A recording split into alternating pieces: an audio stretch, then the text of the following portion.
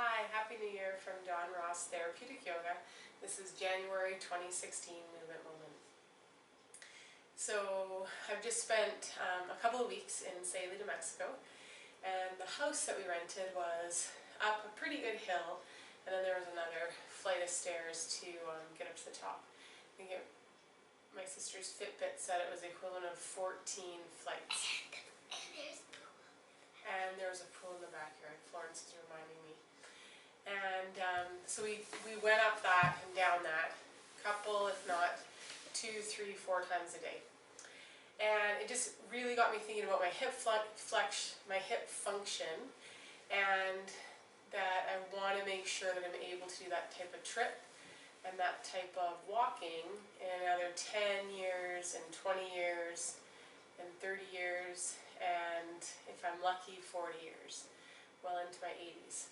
So looking at some ways to just improve the hip function so we're getting a bit more bang for our buck, and not wasting our time when we're doing our squats and lunges. Sometimes I think we get caught up in thinking that bigger is better, faster is better, and really if we can't do something smoothly in a small range and slowly, then we aren't going to be able to do it sped up and over a bigger range. So I'd rather take the time and do a little really well so that I'm able to do the type of holiday that I just did for 2 weeks in another 10, 20, and 30 years. So what I've got for you today is I want you to come up to standing, and I want you to do whatever it is for you to do a squat. Okay, so just do a couple.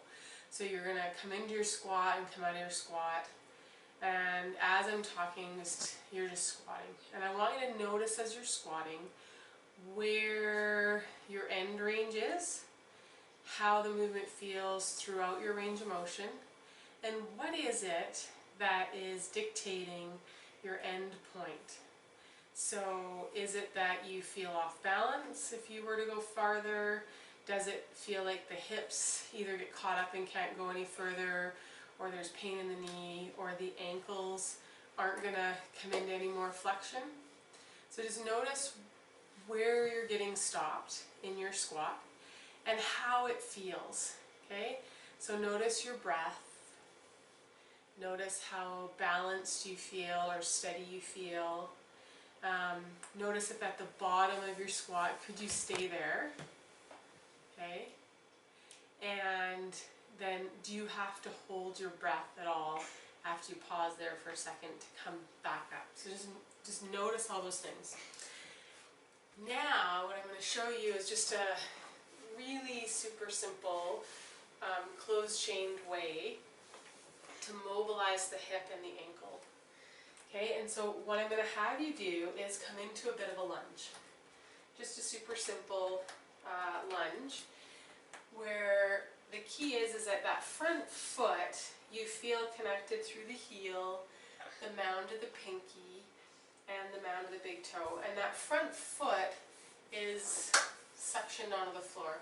It is not going to go anywhere. So best to be on hardwood or your sticky yoga mat.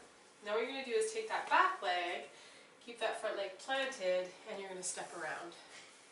Okay, so that back foot, that heel doesn't lift, none of the foot lifts. And you're just going to come back into the lunge and you're going to step around. And you're going to do that a few times, and you'll notice that it's an actual moving the pelvis around that back leg. I want you to only step around as far as you're not feeling anything into the low back or into that knee, okay, or into that hip joint. And you want to make sure that the pelvis is coming around. So I could just step here, because it's the pelvis rotating that's starting to rotate that leg for us. And it's that leg rotation from hip to ankle that is mobilizing the hip and the knee. Okay, so you're just going to do that a few times.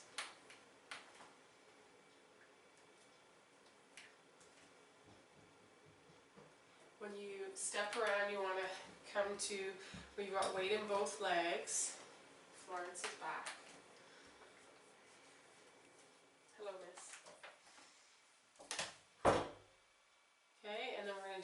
other side. Yes. You can. So you're going to come into that lunge on the other side. Feel that connection between the heel, the mound of the pinky toe and the big toe. And then you're going to step around. Mama? Yes, Florence. We're going to get done at 6 p.m. How much longer? An hour. Okay. Okay? Notice the differences on this side. And again, just make sure that you're stepping all the way around.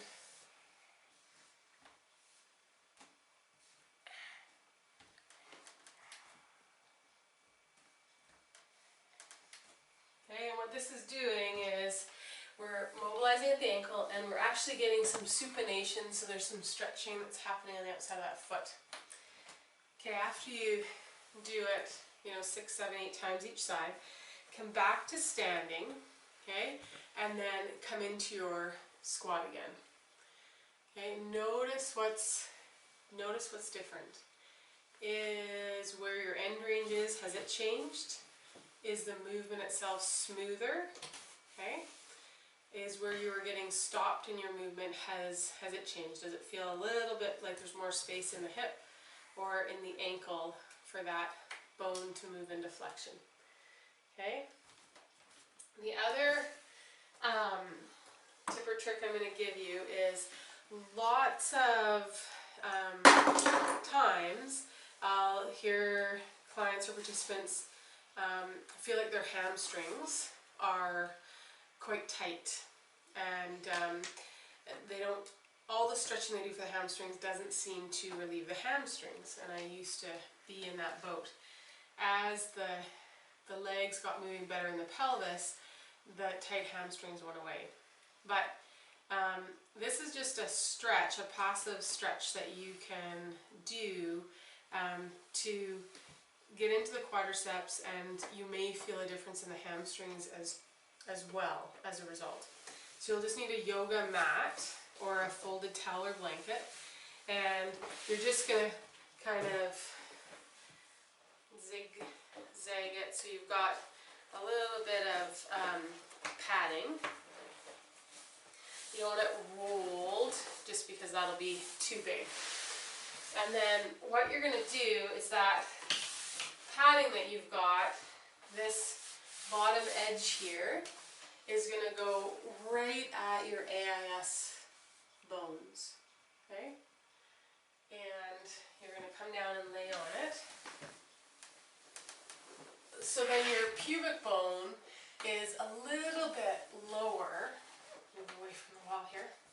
The pubic bone is a little bit lower than the top of the pelvis. Okay? And so for some of you, this might be the stretch. Depending on how tight the muscles are along the waist or tops of the legs when they come into the pelvis, this might be, this position on the rolled towel or yoga mat might be the end position for you. Okay? If your shoulders are really tight, then you may want to bolster or something underneath the shoulders so that your head can relax but your chest is also able to be supported. Okay? Then from here, what you're going to do, if you've got the ability, is you'll start to bring the right heel towards the bum. And you're going to loop, and you can do this before you get into position, the yoga strap around the ankle. Okay? So now, from here, I can start to bring the heel of that quadricep, or sorry, the heel towards my bottom, and I'm only going as far as that quadricep is happy to yield, that I'm not feeling any discomfort in my low back, and I'm just supporting the leg there. Okay, you want to make sure that the knee isn't wider than hip width. It's about in line with the hip. And that the knee doesn't lift up off the ground.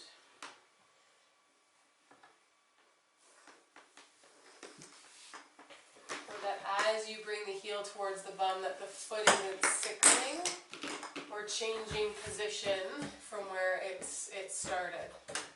Bye, Flor.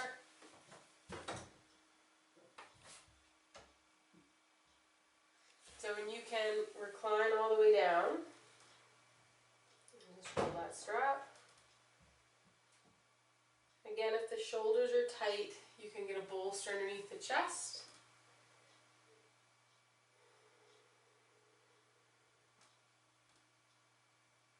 And you're only bringing that heel to the bottom to the point too where that the bones that are in contact when you have both legs out on that roll isn't coming off of the roll.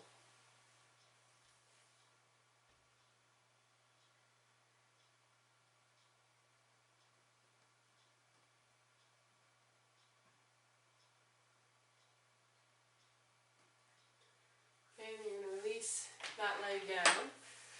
And just notice what you notice side to side. You might feel like one leg is longer than the other, or like the tissue around the meat of the thigh is just different feeling. So you're going to do both sides, and then you're going to come back on up and do a couple more squats, and just notice what you notice.